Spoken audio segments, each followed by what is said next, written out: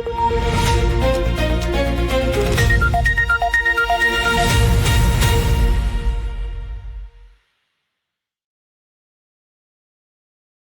தமிழோடு இணைந்திருக்கிறீர்கள். ILC தமிழ் உயிரோடு தமிழில் அன்பர்களே, உலக நார்வல் நிகழ்ச்சி இணைந்திருக்கிறீர்கள். உலக நார்வல் நிகழ்ச்சியில் பிரித்தானியாவிலிருந்து போரியல் ஆய்வாளர் அருசவ் இணைகின்றார். வணக்கம் அருசவர்களே. வணக்கம் ராஜானி. அனைத்துலக உயிரோடு தமிழ் உறவுகளுக்கு அன்புள்ள வணக்கம். எனவே உலக நார்வல் நிகழ்ச்சி இணைந்திருக்கிறோம். தொடர்ச்சியாக இஸ்ரேல், ஈரான், அமெரிக்காவுக்கு இடையிலான போர் நிலைமைகளை பார்ப்போம். இன்னும் சில நாட்கள் மட்டுமே இருக்கின்றது போர் நிறுத்தம் தொடர்பாக. நிறைய தகவல்கள் தொடர்ந்து வந்து கொண்டிருக்கிறது. ஹார்முஸ் நீரிணை திறக்கப்பட்டிருப்பதாக ஈரான் அறிவித்திருக்கிறது. ஹார்முஸ் நீரிணையினுடைய இப்பொழுது உள்ள நிலைமை என்ன என்றதை கூறுவீர்களா? ஹார்முஸ் நீரிணை இப்போது திறக்கப்பட்டிருப்பதாக ட்ரம்ப் தனது ட்ரூத் சோஷலில் தெரிவித்திருக்கின்றார். அவர் அதில் தெரிவித்ததுதான் எல்லோரையும் ஆச்சரியப்பட வைத்திருக்கிறது. என்னென்று சொன்னால், அது ஸ்டேட் ஆஃப் ஈரான் என்று கூறியிருக்கிறார். ஈரானின் நீரிணை திறக்கப்பட்டிருக்கிறது என்று அதை போட்டிருக்கிறார். அப்ப எல்லா சோசியல் மீடியாவிலும் அதை பெரிதாக ட்ரம்ப் ஈரானை எவ்வளவு தூரத்துக்கு புகழ்ந்து பாடுகிறார். ஏனென்றால் இப்ப லெபனானை கிரேட்டாக மாற்ற போறார் என்று சொல்லியிருக்கிறார். அப்ப அதே போல இப்ப ஈரான் விடயத்தில் இவ்வாறு தெரிவித்திருக்கிறார். அது முட்டாக திறக்கப்பட்டு விட்டது என்று சொல்லியிருக்கிறார். ஆனால் இந்த இறுதி உடன்பாடு ஏற்படும் வரையிலும் தங்கள அந்த முற்றுகை இருக்கும் என்று. ஆனால் அங்க முற்றுகை இல்லை. இப்ப நீங்கள் பாத்தீங்கன்னா கப்பல்கள் எல்லாம் நோமலாக போய் வருகின்றது.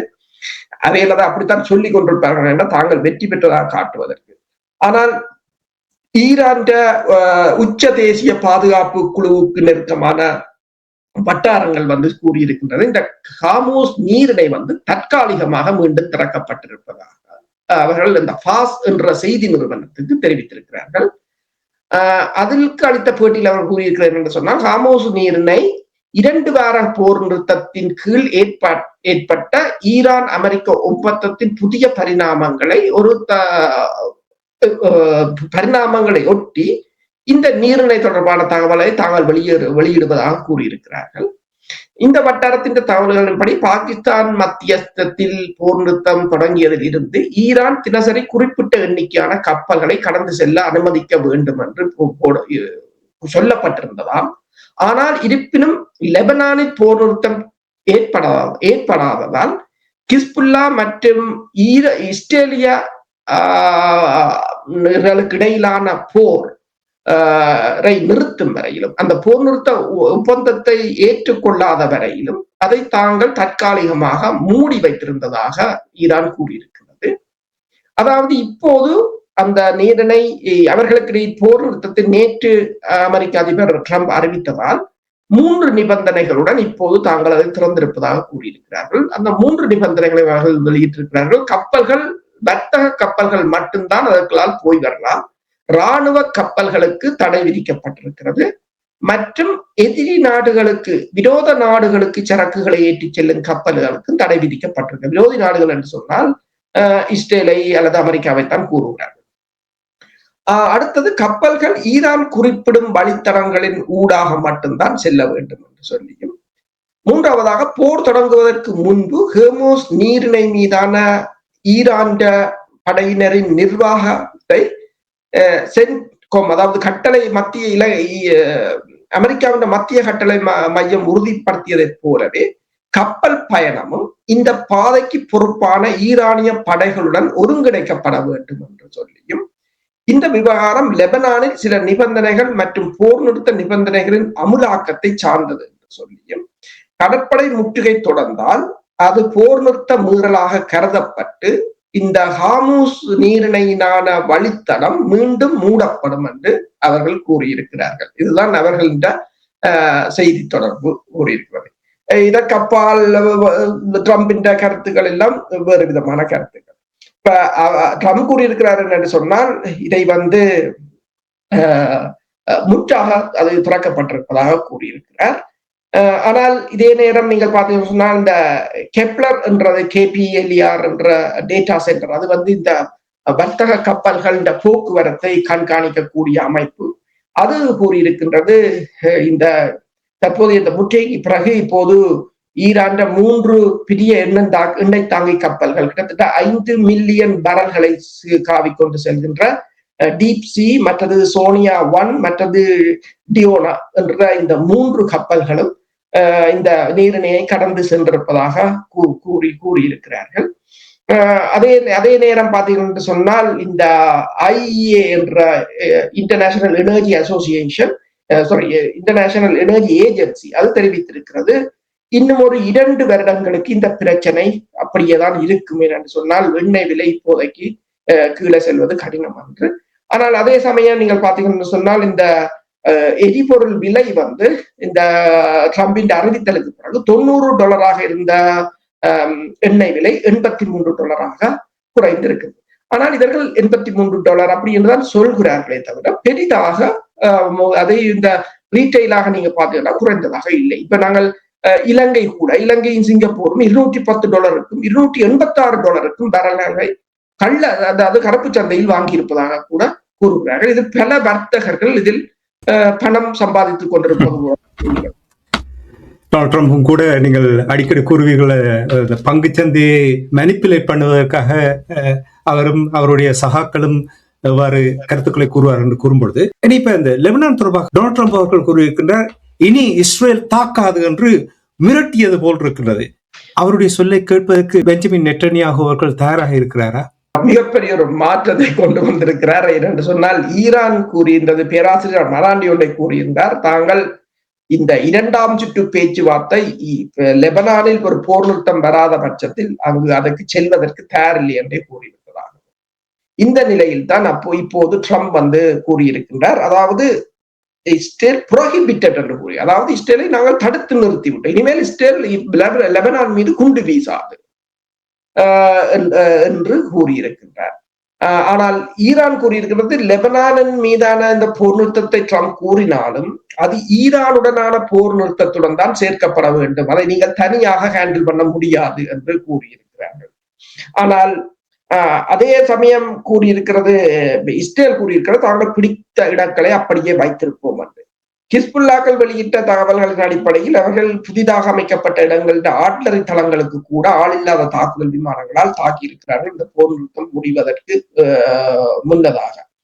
துருக்கி ஒன்றை கூறியிருக்கிறது என்னென்று சொன்னால் இஸ்ரேலின் இந்த தாக்குதல்கள் உலகத்தின் பாதுகாப்புக்கு மிகவும் அச்சுறுத்தலாக இருக்கிறது என்று சொல்லியும், எனவே இதுக்கு ஒரு நிரந்தர தீர்வு கொண்டு வரப்பட வேண்டும், இல்லை என்று சொன்னால் இந்த அனைத்துலக நாடுகள் இதற்கு எதிராக அணிதிரள வேண்டும் என்று துருக்கி ஒரு அழைப்பை விடுத்திருக்கின்றது. இப்ப அமெரிக்காவை பொறுத்தவரை நீங்கள் சொன்னது போல நெத்தனியாவு இதற்கு சம்மதித்தான் ஆக வேண்டும். ஏனென்றால் அமெரிக்காவின் ஆயுதங்கள், அமெரிக்காவின் தொழில்நுட்பம், அமெரிக்காவின் புலனாய்வுத்துறை, அமெரிக்காவின் நிதி இவ்வளத்தையும் வச்சுக் கொண்டுதான் போர் செய்கிறது. அமெரிக்கா ஒரு நாளைக்கு இல்லை என்று சொன்னால் அங்கு ஒரு சில மணி நேரம் முடிந்துவிடும் கதை. இந்த நிலையில் அவர் அமெரிக்காவை மீறி எதுவும் செய்ய முடியாது, மனிப்புலேட் பண்ணலாம். இப்ப அமெரிக்கா அதிபரை ஏமாற்றி போருக்கு கொண்டு போனது போல கொண்டு போகலாமே தவிர இதற்கு அப்பால் அவரால் எதுவும் செய்ய முடியாத ஒரு நிலை. எனவேதான் உங்களுக்கு தெரியும் 2025ஆம் ஆண்டு ஜூன் மாதம் இடம்பெற்ற போரின் போது கூட ஈரான் அளித்த ஏவுகணைக்கு பதிலடியாக இவர்களுடைய விமானங்கள் ஈரானை நோக்கி சென்று கொண்டிருந்தன.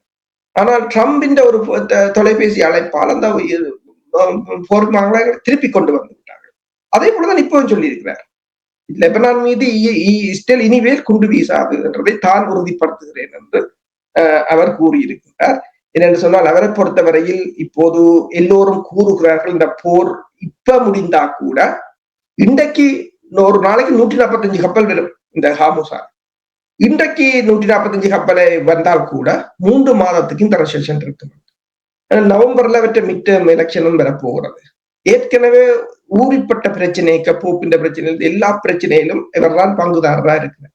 அப்ப ஏதோ ஒரு வழியில் அவர் இதில் விடுபடுவதற்காக தற்போது இந்த ஈரானிடம் சென்றிருக்கிறார். இப்ப ஹோமுஸ் திறக்கப்பட்ட செய்தியை கேட்டதும் ஜெர்மனியில் இருக்கின்ற பெரிய நிறுவனம் ஒரு மகிழ்ச்சியோடு வரவேற்றிருக்கிறது, நல்ல ஒரு செய்தியாக கூறியிருக்கின்ற என்று கூறும்பொழுது உங்களுக்கு தெரியும் இந்த வீக்கெண்டில் வருகின்ற சனி ஞாயிறு சில வேளைகளில் இந்த பேச்சுவார்த்தை 2வது சுற்று பேச்சுவார்த்தை நடைபெறலாம் என்று நாங்கள் பேசியிருந்தோம், பலரும் அதை கூறியிருந்தார்கள். பாகிஸ்தானில் பாதுகாப்பு பலப்படுத்துவதற்காக நிறைய இராணுவத்தினர் இங்கே குவித்திருப்பது போல் தெரிகின்றது. யார் வரப்போகிறார்கள் இந்த 2வது சுற்று பேச்சுவார்த்தைக்கு? டொனால்ட் ட்ரம்ப் அவர்கள் வருவதற்கான வாய்ப்புகள் இருக்கிறதா அல்லது ஜேடி வான்ஸ் தான் வரப்போகிறாரா? என்ன நிலைமை என்றதை கூறுங்கள். தற்போதைய நிலையில் ஜேடி வான்ஸ் வருவதாகத்தான் தெரிவிக்கப்படுகிறது, ஆனால் இன்னும் உறுதிப்படுத்தப்படவில்லை. ஈரானிய தரப்பும் இன்னும் உறுதிப்படுத்தவில்லை. ஆனால் எல்லா நாட்டு வெளிவார அமைச்சர்களும் பேசிக் கொண்டிருக்கிறார்கள். பாகிஸ்தான் தான் இந்த முறை பேச்சுவார்த்தை நடைபெறப் போகின்றது. எனவே பாகிஸ்தான் இந்த முறை தனது பாதுகாப்பை வலுவாக அதிகரித்திருப்பதாகவும் மேலதிகமாக 10,000 படையினரை நகருக்குள் கொண்டு வந்திருப்பதாகவும் கூறப்படுகிறது. கடந்த முறை பேச்சுவார்த்தைக்கு போன பிற்பாடு அது தங்களை படுகொலை செய்வதற்காக கூட்டப்பட்ட பேச்சுவார்த்தை என்று ஈரானிய தரப்பு சந்தேகம் கொண்டிருக்கிறது. ஏனென்றால் வேன்ஸ் திடீரென்று முறித்து கொண்டு போனவுடன் ஈரானிய தரப்புக்கு ஒரு அச்சம் வந்துவிட்டது. இவர்கள் தங்களை படுகொலை செய்வதற்காகத்தான் இந்த பேச்சுக்கு அழைத்திருக்கிறார்கள் என்ற அவர்களுடைய வளமையான தொழிலே அதுதான். எனவே அவர்கள் உடனடியாக விமானத்தில் போகும்போது அவர்கள் ஆப்கானிஸ்தான் போர்டருக்கு அங்கால் இறங்கி அப்ப தாங்கள் சொன்னதாம் என்னென்று சொன்னால், எல்லோரும் வரும்போது நீங்கள் எல்லோரும் விமானத்தில் வர வேண்டாம், நீங்கள் தனித்தனிய ட்ரெயின் நின்று 2 நாள் 3 நாள் நின்று ஒத்தரா வர்றாலும் வாங்க இல்ல இல்ல எல்லாரும் நாங்கள் வாரம் என்று சபாநாயகர் தான் விமானத்தை ஓட்டியவர், அவர் தான் விமானியாக இருந்தவர். அப்ப அவர்கள் ஒரு எல்லைப்புறத்தில் இறங்கி அதுக்கு பிறகு எல்லோரும் ஒன்றாக போகாமல் சிலர் ட்ரெயினில் போனார்கள், சிலர் பஸ்ஸில் போனார்கள், சிலர் காரில் போனார்கள். 1000 கிலோமீட்டர் அப்படித்தான் போனது என்று அவர் பேராசிரியர் மராண்டி கூறியிருந்தார். இப்ப இந்த முறையும் அவ்வாறான ஒரு விதண்ட பாகிஸ்தான் அதுக்கு பொறுப்பு. அதுக்கு பிறகு பாகிஸ்தான் தந்த ஜெட்டுகளை அனுப்பியிருந்தது அவர்களுக்கு பாதுகாப்பாக. இப்போது பாகிஸ்தான் அதை மனதில் கொண்டோ என்னவோ தெரியாது, பாகிஸ்தான் மிக அதிக அளவில் தனது துருப்புக்களை அங்கு குவித்திருப்பதாக கூறப்படுகிறது. அதே சமயம் நீங்கள் பாத்தீங்கன்னா சொன்னால், இப்ப அக்சியோஸ் என்ற ஊடகம் தெரிவித்திருக்கின்றது, ட்ரம்புக்கும் ஈரானுக்கும் இடையிலான பேச்சுக்களின் போது ஈரானிடம் இருக்கின்ற அந்த 450 கிலோ யுரேனியத்தை ஈரான் கொடுத்தால் ட்ரம்ப் $20 பில்லியன் ஈரான் அந்த முடக்கப்பட்ட பணத்திலிருந்து $20 பில்லியன் விடுவிப்பதாக ஒரு தகவலை அந்த அக்சியோஸ் என்ற நிறுவனம் தெரிவித்திருக்கிறது. ஆனால் ட்ரம்ப் கூறிவிட்டார் நாங்கள் அப்படி பேசவில்லை என்று. ஈரானும் சொல்லிவிட்டது நாங்கள் அப்படி கொடுப்பதற்கு தயாரில்லை என்று. ஈரானிடம் ஏற்கனவே 2000 கிலோ இருக்கிறது என்றும் அதுல 60% சுத்திகரிக்கப்பட்ட 450 கிலோவைத்தான் இப்போது கலைக்கிறார்கள். அதையும் தான் 2025ஆம் ஆண்டு போட்ட குண்டில் அது சேதமடைந்து விட்டது. அதனால தான் அவர் இப்ப நீங்கள் பாத்தீங்கன்னா யுரேனியம் டஸ்ட் என்று தான் கூறுவார், யுரேனியம் என்ற கூறுவேன். யுரேனியம் என்று கூறினால் அவர் முந்தி சொன்னது அடிச்சது பிழைச்சுப்போம், முந்தி அடிச்சு அது சேதமடைஞ்சு நான் சொன்னவர். அப்ப இப்ப திருப்பி யுரேனியம் என்று சொல்லலாதானே, அதுக்காண்டி இப்ப நீங்க பேச்சுகளை பாத்தீங்கன்னா யுரேனியம் டஸ்ட் என்று தான் சொல்லுவார். அந்த யுரேனியம் டஸ்டை இப்போது $20 பில்லியன் வாங்குவதற்கு என்று சொல்லப்படுகிறது. ஆனால் அதை ஈரான் மறத்திருக்கின்றது. பேச்சுக்கள் ஆரம்பித்தால் தான் மிகுதி என்னன்னு தெரியும். பொறுத்திருந்து பார்ப்போம். ஈரான் கூறுகிறது ஹோர்முஸ் நீரிணை முடக்கம் தொடர்ந்தால் அதற்கு பதிலடி கொடுக்கப்படும் என்று ஈரான் கூறியிருக்கின்றது. பொறுத்திருந்து பார்ப்போம் அது கூட எவ்வாறு நகர்கின்றது. இனி ஒரு போர் முடிவுக்கு வரப்போகின்ற என்றால் சில விடயங்கள் பேசும் பொழுது, தகவல்கள் வெளிவரும் பொழுது ஓரளவுக்கு உணரக்கூடிய இருக்கின்றது. இனி போரை முடித்து விட்டார்கள், அதிலிருந்து நகர்ந்து செல்வதற்கான சில முயற்சிகள் எடுக்கப்பட போகின்றது. இனி இது இந்த சென்டர் ஃபார் இன்ஃபர்மேஷன் ரெசிலியன்ஸ் என்ற ஒரு அமைப்பு, ஒரு என்ஜிஓ, அரசு சார்பற்ற ஒரு நிறுவனம் ஒன்று இந்த போர் தொடர்பான தகவலை திரட்டி ஒரு ஆராய்ந்து அது தொடர்பாக ஒரு அறிக்கை ஒன்றை வெளியிட்டிருக்கிறார்கள். குறிப்பாக ஈரானில் உள்ள நிலைமைகளை எவ்வாறு என்ன ஆயுதங்கள் பயன்படுத்தினார்கள், இது தொடர்பாக நீங்கள் போரியலில் உங்களுக்கு நிறைய ஆர்வம் இருக்கின்றது, அதில் உங்களுடைய திறமை இருக்கின்றது. இந்த அறிக்கையினூடாக நீங்கள் என்ன அவதானிக்கிறீர்கள் என்று கூறுவீர்கள்? என்னென்று சொன்னால், இவர்கள் கூறுவதற்கும் ஈரான் கூறுவதற்கும் பல முரண்பாடுகள் இருப்பதாகத்தான் அந்த ஆய்வு கூறியிருக்கின்றது. அதாவது இவர்கள் கூறியிருந்தார்கள், இந்த ஏர்போர்ஸ் ஈரான் வான்படை அழிக்கப்பட்டு விட்டது என்று சொல்லியும், ஈரான் கடற்படை அழிக்கப்பட்டு விட்டது என்று சொல்லியும். ஆனால் ஈரான் கடற்படை அழிக்கப்பட்டால் எவ்வாறு ஈரான் ஹார்முஸ் நீரிணையை கண்ட்ரோல் பண்ணுகிறது என்ற கேள்வி இருக்கு. அதே போல ஈரான் வான்படை அளிக்கப்பட்டால் எவ்வாறு ஈரான் 5 வான்படை விமானங்கள் அவர்களின் விமானங்களுக்கு பாதுகாப்பு மீண்டும் வழங்குகிறது என்ற கேள்வி இருக்கு. நாங்கள் இன்றும் கதைத்திருந்தோம், ரஷ்யாவின் MI-28 ரக நவீன உலங்கு வானூர்திகள் ஈரான் வான்பரப்பில் சுற்றிட்டு இருந்ததை பார்க்கக்கூடியதாக இருந்தது. அப்ப இவ்வாறான நிலைமைகளுக்கு இடையில் தான் இந்த பில் என்ற ஊடகம் ஒரு தகவல்களை கொண்டு வந்திருக்கின்றது. இந்த என்ஜிஓக்கள் இது கூடுதலாக இது இந்த சென்டர் ஃபார் இன்ஃபர்மேஷன் ரெசிலியன்ஸ் என்று சொல்றது பிரித்தானிய அரசின் நிதி உதவியுடன் இயங்குகிற ஊடகங்கள், என்ஜிஓ.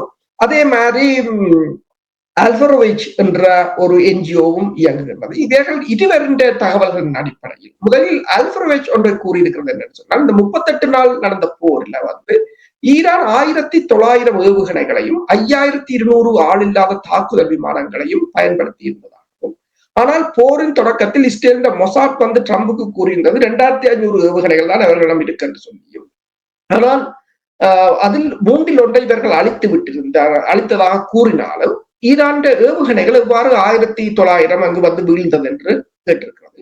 அதே சமயம் இவர்கள் இன்டர்செப்ட் பண்ணியதையும் கூட்டி பார்த்தால் 3560 ஏவுகணைகளை இந்த போரின் போது ஈரான் பயன்படுத்தி இருப்பதாக அந்த அமைப்பு கூறியிருக்கிறது. அதே நேரம் சென்டர் ஃபார் இன்ஃபர்மேஷன் ரெசிலியன்ஸ் என்ற அமைப்பு கூறியிருக்கிறது என்று சொன்னால், ஈரான் ஒரு மாதத்துக்கு 10,000 ட்ரோன்களை தயாரித்துக் கொண்டிருக்கிறது.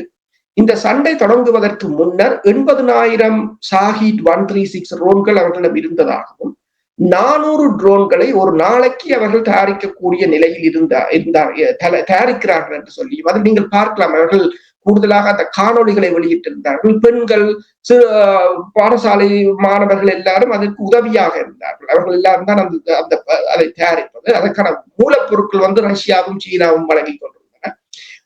அவர்கள் அந்த அமைப்பு கூறியிருக்கிறார் என்று சொன்னால், ஒரு நாளைக்கு அவர்களால் 400 ஆளில்லாத தாக்குதல் விமானங்களையும் 217 ஏவுகணைகளையும் தயாரிக்க முடியும் என்று சொல்லியும், அப்படி என்று சொன்னால் அவர்கள் ஒரு நாளைக்கு ஏவியது கிட்டத்தட்ட 60-85 தான் ஏவினார்கள். தாங்கள் அதை ஏவியதை விடவே மிக அதிக அளவிலானதை அவர்கள் உற்பத்தி செய்திருக்கிறார்கள் என்று கூறியிருக்கிறது. அதே சமயம் இன்னொன்றையும் கூறியிருக்கிறது. அமெரிக்கா அவர்கள 136 என்ற ஷாஹீத் 136ஐ நகலெடுத்து அதற்கு இணையாக லூகாஸ் என்ற ஆளில்லாத தாக்குதல் விமானத்தை செய்தாலும் அது ஈரான் ஷாஹீத் 136க்கு இணையாகவில்லை என்று சொல்லியும், அது பல ஈரானால் சுட்டு வீழ்த்தப்பட்டதற்கு சொல்லியும், இந்த ட்ரோன் யுத்தத்தில் மேற்குலகம் 2 தலைமுறைகள் பின்னுக்கு நிற்கின்றது என்று சொல்லியும் அது கூறியிருக்கின்றது. அமெரிக்காவிடம் இருக்கின்ற ட்ரோன்கள் எல்லாம் உளவு மற்றது தாக்குதல் ட்ரோன்கள் சரியான எக்ஸ்பென்சிவானவை என்று சொல்லியும், ஒரு ட்ரோன் அண்மையில் அளிக்கப்பட்ட ட்ரோன் MQ-4 என்கிற ட்ரோன் கிட்டத்தட்ட $240 மில்லியன் பெறுமதியான ட்ரோன், அது 12 ட்ரோன்கள் தான் அமெரிக்காவிடம் இருக்கிறது என்று சொல்லியும், ஆனால் ஈரான் ட்ரோன்கள் சில $1000 அது மிகப்பெரிய இராணுவ நிலைகளை கூட தாக்கி அளிக்கக்கூடிய வல்லமையில் இருப்பதாகவும் அவர்கள் தங்கள் அறிக்கையை சமர்ப்பித்திருக்கிறார்கள். என்னென்னு சொன்னால், இந்த போர் முடிந்த பிற்பாடு இப்ப விடுதலை புலிகள் காலத்தில் நீங்கள் பார்க்கலாம், அவர்கள் ஒவ்வொரு சண்டைக்கு பிறகு சமராய்வு மையம் என்று ஒன்று இருக்கு. அந்த சமராய்வு மையம் அதை அலசி ஆராயும், என்ன பிழை என்ன சரி வெற்றி பெற்றிருந்தாலும் இதை எவ்வளவு இழப்புகள் சந்திச்சோம், இதை எவ்வாறு நிவர்த்தி செய்யலாம் என்று செய்வார்கள். அதே போலதான் இவர்கள் இதை செய்திருக்கிறார்கள். உங்களுக்கு தெரிந்த போர் ஆரம்பித்த பொழுது இலக்கு இல்லாமல் ஆரம்பித்தது. ஆனால் போர் நடந்து கொண்டு வரும்பொழுது என்னென்ன இலக்குகள் என்று கூறினார்கள். அதில் ஒன்று ரெஜிம் சேஞ்ச் என்றார்கள், டிக். ஒப்ளிட்ரேட்டட் நியூக்ளியர் என்று சொன்னார்கள், டிக்ட். ஏவுகணை தாக்குகின்ற தூரத்தை குறைக்கின்ற என்று சொன்னார்கள், டிக்ட். ஹமாஸ், ஹிஸ்புல்லா, ஹூதிஸுக்கு ஆதரவு வழங்காமல் இருக்க வேண்டும் என்று கூறினார்கள், அதற்கும் ஒரு டிக் கொண்டு போடலாம். இப்ப அந்த நாளும் முடிந்து விட்டது. கடைசியாக ஹோமூஸில் அது ஆரம்பத்தில் அதை பற்றியே பேசாத ஒரு நிலையில் இருந்தது. ஹோமூஸ் தான் பிரச்சனைக்கு வந்திருக்கின்றது. ஹோமூஸ் தொடர்பாக நீங்கள் கடந்த வாரம் நாங்கள் உரையாடும் பொழுது நீங்கள் கூறினீர்கள், பிரித்தானியா மற்றும் ஐரோப்பிய ஒன்றிய நாடுகள் சேர்ந்து ஒரு மாநாட்டை நடத்த இருக்கிறார்கள், பேச்சுவார்த்தை தொடர்பாக எவ்வாறு இதை கையாளும், இல்லை என்றால் பொருளாதாரம் பாரி ஒரு சிக்கலை காணப்போன்ற விடயங்களையும் கூறும்பொழுது, பிரான்சினுடைய எல்சி என்ற அந்த பலசில் ஹோமூஸ் நீர்நிலை தொடர்பாக அதை திறப்பது தொடர்பாக கூட்டம் நடந்து கொண்டிருக்கிறது. இது தொடர்பாக நீங்கள் என்ன அறிகிறீர்கள், என்ன விடயங்கள் அங்கே பேசப்படுகின்றன என்பதை உறவுகளோடு பகிர்ந்தீங்களா? நாங்கள் கதைத்துக் கொண்டிருக்கும் போது அங்கு கூட்டம் நடந்து கொண்டிருக்கிறது. பலர் இப்ப ஜெர்மன் சான்சலர், மற்றது இத்தாலியின் அதிபர் மெலோனி, மற்றது பிரான்ஸ் அதிபர் மேக்ரோன் போன்றவர்கள் அதில் பேசியதையும், ஸ்டாமர் பிரித்தானிய பிரதமர் அதில் பேசியதையும் பார்க்கக்கூடியதாக இருந்தது. கிட்டத்தட்ட 40 நாடுகளை நேரடியாகவும் காணொலிகள் மூலமாகவும் அழைத்து அந்த கூட்டம் ஒன்று நடைபெறுகின்றது. அதை பிரான்சும் யூகேயும் தான் அதை ஒருங்கிணைத்திருக்கிறார்கள். பேத்து பார்த்தால் இந்தியாவுக்கும் தாங்கள் அழைப்பை அனுப்பியிருப்பதாக கூறியிருக்கிறார்கள். இந்தியாவும் அதில் பங்கு பெற்று. ஆனால் ஸ்டாமர் கூறுகிறார், இது ஒரு டிஃபென்சிவ், அதாவது தற்காப்பு கூட்டணி என்று சொல்லியும், இப்ப நேட்டோ போல ஒன்றத்தான் இவர்கள் இப்போது கட்டுகிறார்கள் புதுசாக அமெரிக்காவை விட்டுவிட்டு. டிஃபென்சிவ் என்று சொல்லியும் பீஸ்ஃபுல்லானது, அதாவது அமைதி வழியாகத்தான் பயணிக்கும் என்றும் கூறியிருக்கிறார்கள். அதே நேரம் இத்தாலி கூறியிருக்கிறது தானும் அதற்கான உதவிகளை செய்வதற்கு தயாராக இருக்கிறோம், கடற்படை கப்பல்களை தருவதற்கு தயாராக இருக்கிறோம். ஜெர்மனியும் சொல்லியிருக்கிறது தன்னாலான உதவிகளை தருவோம் என்று சொல்லி. அப்ப மேக்ரோன் பேசும்போது கூறியிருக்கிறார் பிரான்ஸ் கடற்படை வர்த்தக கப்பல்களை மேற்கு ஆசியாவில் பாதுகாக்கும் என்று கூறியிருக்கிறார். இது இப்ப பாத்தீங்கன்னா சொன்னால் இனிமேல் காலத்தில் அப்படித்தான் போக வேண்டிய ஒரு நிலையாக இருக்கின்றது. என்னென்னு சொன்னால் இப்ப ரஷ்யா கப்பல்களுக்கு ரஷ்யா கடற்படை பாதுகாப்பு வழங்கும், இனி மேற்குலக நாடு என்ற கப்பல்களுக்கு மேற்குலக நாடுகள் பாதுகாப்பு வழங்கும். மேற்கு ஆசியாண்டு கூறுகிறார்கள், ஹார்முஸ் நீரிணையை பற்றி கூறவில்லை. ஹார்முஸ் நீரிணையை திறப்பது தொடர்பாக என்றுதான் இந்த கூட்டத்தை பலரும் பேசிக் கொண்டிருக்கிறார்கள். ஹார்முஸ் நீரிணையை திறப்பதற்கு கூட்டணி அமைக்கிறார்கள். ஆனால் ஸ்டாமர் பேச்சில தெரிகிறது இது ஒரு அமைதியான கூட்டணி, மற்றது டிஃபென்ஸ், அதாவது தற்காப்பு கூட்டணி. இது தொடர்பாக ஈரான் தெஹ்ரான் பல்கலைக்கழகத்தின் பேராசிரியர் மரண்டி அவர்களிடம் கேட்டிருந்தார்கள். அதாவது இந்த 40 நாடுகளும் இணைந்து ஹார்முஸை திறக்கப் போகிறோம் என்று வந்தால் ஈரான் தாக்கு பிடிக்குமா, இந்த கேள்வியை தான் கேட்டிருந்தார். அதுக்கு அவர் கூறின பதில் ஒன்றுதான், அமெரிக்காவால் முடியவில்லை. உங்களால், அமெரிக்கா உலகின் சூப்பர் பவர், 11 விமானம் தாங்கி கப்பல்கள், உலகிலேயே அதிக கப்பல்கள், பங்கபர்ஸ்டர் குண்டுகள் என்று சொல்லி ஏராளமான குண்டுகள். ஆனால் அமெரிக்கா 40 நாள் அமெரிக்காவால் முடியவில்லை. இவர்கள் வேண்டுமென்றால் வந்து பார்க்கலாம், அதைத்தான் அவர் கூறினார், வேண்டுமென்றால் வந்து பார்க்கலாம். ஆனால் அவ்வாறான நிலை இல்லை. இப்ப அல் ஜசீரா அதை என்னென்று போட்டிருக்கு சொன்னால் இது ஒரு சிம்போலிக்கான கூட்டம் என்றுதான் அதை போட்டிருக்கிறது, அதாவது சம்பிரதாயமான கூட்டம். நீங்கள் அமைதி வழி முயற்சிக்கான ஒரு கூட்டமாக நீங்கள் பார்க்கும்போது அப்படி நான் யோசித்தேன், இனி இவர்கள் பாம்ஸ் ஆயுதங்கள் தயாரிப்பதை நிறுத்தி விடுவார்களோ என்று சிந்திக்க தோன்றுகிறேன். என்றால் மேற்கத்திய நாடுகள் தயாரிக்கின்ற ஆயுதம் வருகிற செய்திகளை பார்க்கும் பொழுது பிரித்தானியா இஸ்ரேலுக்கு விற்கின்ற ஆயுதம் பெல்ஜியத்துக்கால் போகும் பொழுது அது தடுத்து நிறுத்தப்பட்டிருக்கின்ற என்று கூறினார்கள். பாருங்கள், இங்கே வெளியில் ஒரு கதையை கூறிக்கொண்டு பின்பக்கத்தால் இப்படித்தானே ஈழத்தமிழர்களுடைய போராட்டம் நடந்த பொழுது இந்த நாடுகள் எல்லோருமாக சேர்ந்து வெளியில் ஒன்று கேமராவுக்கு முன்னால் ஒரு கதையும் பின்னணியில் இன்னும் ஒரு விதத்தில் தான் செயற்பட்டார்கள் என்பதைத்தான் நீங்கள் கூறும் பொழுது உணரக்கூடிய இருக்கிறது. நன்றி அரசுகளை தொடர்ந்து தகவல்களை திரட்டி உயிரோடி தமிழ் உறவுகளுக்கு எடுத்து வந்தமைக்காக உயிரோடி தமிழ் அன்புகள் சார்பாக நன்றியை குறிக்கொண்டு மீண்டும் ஒரு நிகழ்ச்சி இணைந்திருப்போம். அதுவரைக்கும் நன்றி, வணக்கம். நன்றி, வணக்கம்.